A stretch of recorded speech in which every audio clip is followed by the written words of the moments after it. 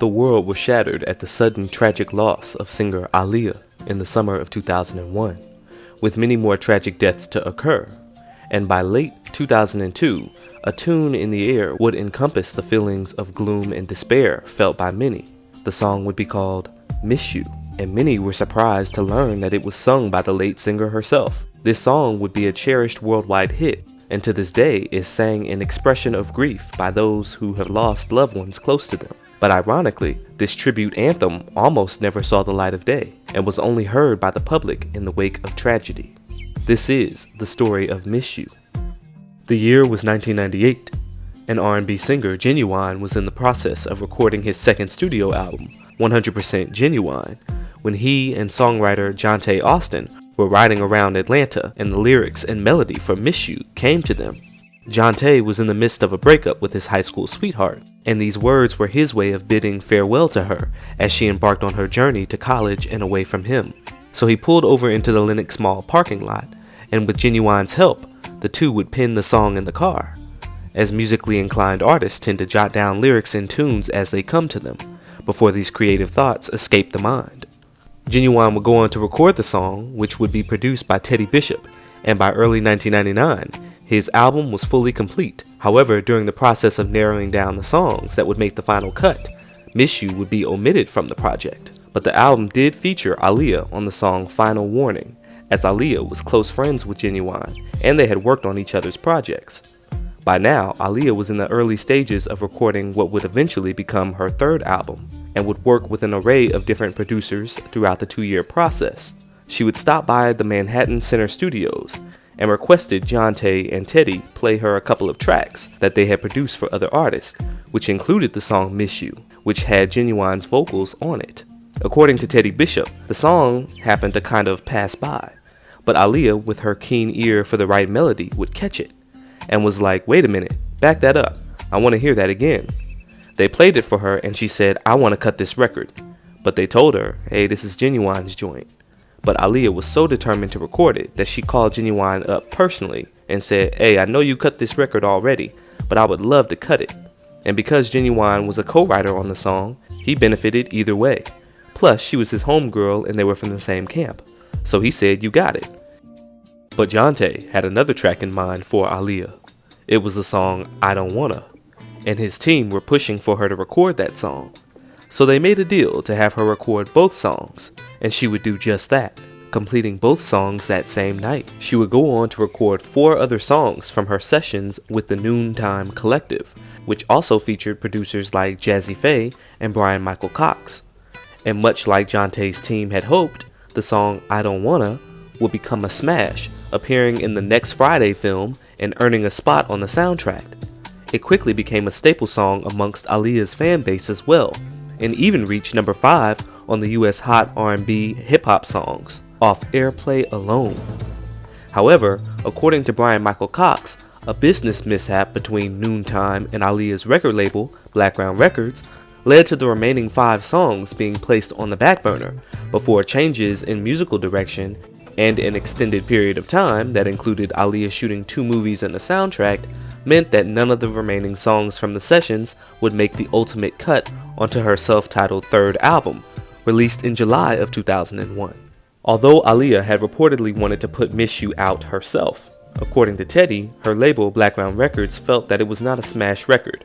He said they had bypassed the record a lot actually, and the song Come Over was only a demo, so the song would be given to R&B duo Changing Faces, who included their version on their studio album in 2000. Aaliyah's songs from the sessions would lay dormant until her tragic demise, and with the public eager for more music at that point, the song that she left this earth promoting, Rock the Boat, was a sensual, seductive groove that many listeners enjoyed, with the song reaching number 14 on the Billboard 100. However, many people expressed discomfort listening to the song as they associated it with the events surrounding her death, especially once the video premiered on 106 & Park, and some of the scenes, particularly the boat scenes, were shot just hours before her death, had them wearing shoes as it became too hot to dance barefoot on the boat. Either way, watching a woman dancing in the sunlight, knowing that she wouldn't see nightfall that same day, was far too jarring for some viewers to bear. with people later coming out and saying that it took them years to actually watch the music video in its entirety. I remember my great aunt calling it bad luck and saying to keep the music video off the TV screen whenever it came on. Eventually, Blackground would part ways with their distributor, Virgin Records, in a heap of turmoil, and would get a new distributor, Universal Music Group, and wanting to capitalize off the public demand, they decided to throw out a greatest hits album of sorts, but also wanted to give listeners some unreleased music, and that's when they dug back in the archives and found the tape. And once the executives up at Universal heard Miss You, it was decided that that would be the lead single, and proceed the album, which was now titled I Care For You. Teddy said it was almost like Aaliyah's passing forced Blackground to put that particular record out because it was symbolically saying, I miss you. He felt that the label still hadn't fully believed in the record, but they had taken a chance with it anyways, and then the song blew up, as so many people adored it. Thought about it. Talking about writing right now, we're about to go to a video of a song that you wrote yourself. You want to go to Baby Girl for us? For sure. Thank y'all for making this song #1 too. I Miss You #4. Yeah. Aaliyah, Baby Girl 106. That was a #4 video. Aaliyah with Miss You. We got Genuine up in the house. Yeah. Wrote the song. What up, y'all? What up? How did that go about when you writing that song for Aaliyah? How'd that go down? That song was wrote back in '98. You know, I was writing for 100% Genuine, and she was coming out with another album, and it didn't make the album then. But, you know, I'm just glad it came out and everybody enjoys it now. So. And everybody's in the video participating. Nice video, too. Miss You was first made available on October 28th, 2002 for streaming on AOL's program First Listen, and the song would be officially sent to radio stations in the United States on November 12th and would peak at #3 on the Billboard 100, becoming Aaliyah's second highest peaking single and spent a total of 30 weeks on the chart. It hit #1 on the Hot R&B Hip Hop chart for 3 weeks and also reached top 20 in Canada, Germany, Denmark, Switzerland, and the Netherlands. And the legacy lived on when, in 2008, the song peaked at #38 on the US Hot Ringtones chart. Critics also loved the tune, with Billboard stating lyrically, the verses painted as a clear breakup song, but with a more ambiguous chorus full of heart-tugging lyrics and a bird-twittering background hook that sounds like the singer's soul flying free. It's a tearjerker anyway. And with complex writing, Aaliyah spilling tears over a lost love, it made sense that it was one of her last tracks as it summed up the way her family, friends, and fans felt upon her passing. In November, her friends and industry peers would rally around for the song's music video, which was shot by Darren Grant and featured various celebrities who were either friends of Aaliyah's or friends of the crew that were on the plane with her. They shot half the video in LA and half of it in New York, and just one day for each location. You can see Missy Elliott donning Aaliyah gear, and Little Kim, who was said to be emotional enough to wear shades. Others, like Aaliyah's friend Rosario Dawson and singer Toni Braxton, embraced Aaliyah's sensual, seductive movements. 106 and Park hosts AJ and Free, who were the last to interview Aaliyah, also made appearances in the music video. R&B singer Tank, who sang background on Come Over, as well as her longtime friend and collaborator Static Major and his group, appeared. Other appearances included Tweet, the founders of FUBU, Nick Cannon, and Jamie Foxx. One person who was noticeably absent was Timbaland, who felt it too painful to attend the shoot. But the person who was the most shaken up at the shoot was rapper DMX, who had first met Aaliyah when she and film producer Joel Silver met him backstage at one of his concerts to offer him the role in Romeo Must Die. He and Baby Girl formed a close bond as she appeared on his hit single, Back in One Piece. Darren Grant said that DMX was adamant about being in the music video, and he had even read a poem to Aaliyah for the opening that was initially a minute and some change long, but would be edited down in the official video. Grant said that as DMX began reading the poem, he stopped midway because he basically had a mini breakdown, as the words he was saying were so heavy and emotional. Dearest, sweet Aaliyah, we may not have known each other long, nor seen each other much, but we became instant and sincere friends. I have trouble...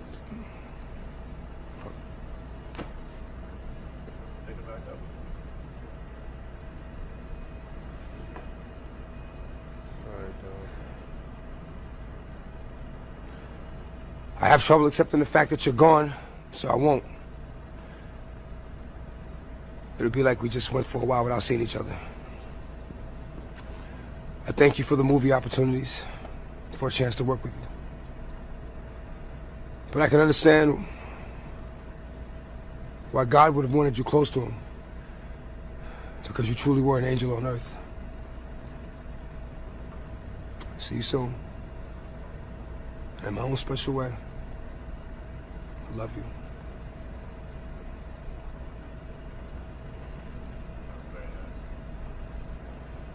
Got more film if you want to go and do it again. Oh man, I don't know if I can do it again, dog. Let's cut. Cut. Clear cut, stand by. Settle, and action. He would make it through the shot as best he could, but man, when I tell you DMX was shaken up for a long time over Aaliyah's death. She was so adored by so many, and said to be one of the genuinely nicest people in such a cold world. And for someone like her to go the way she did, that ate at a lot of people, and still does to this day. Jay-Z would hop on the official remix of the song, and it was serviced to Urban Contemporary Radio on April 8th, 2003. In his version, he reminisced on their friendship while paying tribute to her and the other fallen soldiers and soldiettes in the music game. In the song, Jay-Z would also diss industry trolls like the Hot 97 radio host Star, who, upon hearing the news of Aaliyah's death, had played sound bites of a plane crashing on his broadcast in mockery of her death. People lit into him and had petitions to remove him from the radio, but his defense was that he had humor like Howard Stern, and if Howard gets away with it, so should he. And when asked, Howard himself claimed that he was only upset because he didn't get a chance to sleep with Aaliyah before her passing. Jay-Z said in the song that out of respect for Aaliyah's memory, he wouldn't bring it to pistols. Aaliyah was more about life, love, and giving back, so a portion of the single's enhanced CD sales, along with the sales from the I Care For You album, were donated to Aaliyah Memorial Fund, which benefited the Revlon UCLA Women Cancer Research Program and Harlem's Sloan Kettering Cancer Center. The I Care For You compilation album would be officially released on December 10th, 2002, and included some of Aaliyah's biggest hits like Try Again, More Than a Woman, and Are You That Somebody. They would also include unreleased songs like Erica Kane, which was a cover as the song was originally from the group Playa, and Don't Know What to Tell Ya, which was a demo she had done with Timbaland. Blackground would also use All I Need, Don't Worry, and Come Over from her 1999 sessions in New York, with Come Over and Don't Know What to Tell Ya being released in their demo versions and would serve as the next singles for the project. The I Care For You compilation would debut at number 3 on the Billboard 200 and would see global success, going platinum and reaching the top 10 in France, Germany, Switzerland, and the UK, selling over 6 million copies worldwide. In many regions, the album would be packaged with a second disc being a DVD containing many of her prominent music videos, behind-the-scenes footage of Aaliyah in preparation for her 2001 album, and an animated commercial that was aired in Japan in preparation of her 2001 album. Though many fans and critics felt like this project was very much incomplete, as the 14 tracks associated with the project were missing hits like The One I Gave My Heart To, If Your Girl Only Knew, and Rock the Boat. So Blackground got smart and would push different versions in different regions, which had different bonus tracks as well, in a Gotta Catch 'Em All type of format that many artists like Michael Jackson and B2K were doing at that time. So if you had the cover of Aaliyah with a peach-colored background, chances were you were getting the standard deluxe with 14 tracks in a DVD. But if you got one of the flower-covered editions, like I did back in the day, there was a 50-50 chance that you only got the 14 tracks and no DVD. It was really a mixed bag. Even though the liner notes said you would get a DVD, you had to look for the 2-disc logo on the side to make sure you actually got it. If you had the black background, you got 2 bonus tracks and the DVD, but with only half of the music videos and no behind-the-scenes footage. But if you got it in France, you would get the brand new Miss You music video as well. The Japan editions came with 3 bonus tracks instead of 2, and if you got the purple edition, you got everything. All 17 tracks, the DVDs, the music videos, including Aaliyah's Miss You music video, and the behind-the-scene footage. But because it was zoned for the Asian region, the DVDs only worked over there and would not play on American DVD players. Blackground would eventually drop the limited special fan box overseas, which included updated re-releases of Aaliyah's second and third albums, along with the purple edition of I Care For You. But they would drop Ultimate Aaliyah in the States for the fans in 2005, which was a full greatest hits album that also contained songs that she did with other artists and gave Japan a sweet treat with the special edition tracks and visuals that contained many remixes of her popular hits. My favorite being the underrated Crunchy remix to Try Again, which was as smooth and seductive as she was. Now over the years, Blackground would tease more unreleased music, like the song Where Could He Be, featuring Missy Elliott in Tweet in 2005, which began playing on the radio and almost charted before they canceled the official release for unknown reasons. But by 2012, Blackground Records had gone through 2 more distribution deals, and according to one of their artists, JoJo, they had begun working out a deal with Drake and 40, as they were big fans of Aaliyah's and wanted to help expand her legacy. When I started singing, I needed something to like reference. I just found like comfort in all of Aaliyah's music and her melody choices and the things that she talks about, and sort of how she always like conveyed these amazing emotions but never got too sappy. You know, she always like kept it G. It was like, you know, she'd say things that were like funny, she'd say things that were witty. She taught me that there's a certain way to make music so that it can be appreciated by a lot of people. And I mean, aside from that, she just made phenomenal music and she was beautiful. And you know, she was a girl that I fell in love with early in my life. You know, I feel like if she was still here, I would probably like be pursuing her in a major way, you know. By now, Drake had expressed his extreme love for Aaliyah, having mentioned her in his songs, sampling her music on his albums, and even getting an Aaliyah tattoo. So having the chance to put together a body of work consisting of unheard Aaliyah vocals was a dream come true. Some incredible music right now. So you know, to get 13, 14 new Aaliyah songs, I mean, everybody should be excited. Blackground would reach back to the 1999 sessions one final time to use the only other song on the tape, called Can't Do It Alone, which would go on to be featured on the hook to Enough Said, which was a song that Drake premiered in late 2012 and was supposed to serve as the lead single for an upcoming album called Aaliyah'sbiggest. He and 40 would produce in collaboration with Blackground, and it consisted of many of Aaliyah's unreleased songs that she recorded during her 7 years as an artist. One of the songs was called Time, which leaked online not long after her death and had been eerie amongst fans as Aaliyah only recorded the hook, as there simply wasn't enough time to complete the rest of the song, which was the whole message of the song. It would go on to be remixed entitled Ain't Enough Days, featuring Snoop Dogg and Future. Another song, Don't Let Me Fool Ya, was remixed and named Talk Is Cheap, which Drake did the first verse but left the demo vocals from the late Static Major in the second verse, which I thought was kinda neat, and he even previewed the song on his Instagram. But by now, so much backlash from the general public not approving of him putting out an Aaliyah album period, especially without the blessing of Aaliyah's immediate family members and her former collaborators, led to him and 40 eventually abandoning the project altogether and disassociating from Blackground. But not before her music would pass through a few more hands, like Chris Brown on his remixes of her songs Don't Think They Know and Charge It to the Game, which were slated for his then upcoming album also titled X the following year, which many fans felt were in retaliation to Drake allegedly dissing Chris on the Enough Said single, specifically the part about selling under 150,000 copies, and Chris's Fortune album, released just months prior to them dropping Enough Said, had just so happened to only sell just over 130,000 copies. But this song features Aaliyah, and never before heard vocals, all new stuff that's never been heard before. So I got something special for my fans. It's called They Don't Know. It seemed like Aaliyah's unreleased verses were being reduced to ammo for male ego, or being used as currency for her label. Rapper T-Pain had remixed one of her songs called Girlfriend and was premiering it at a listening party.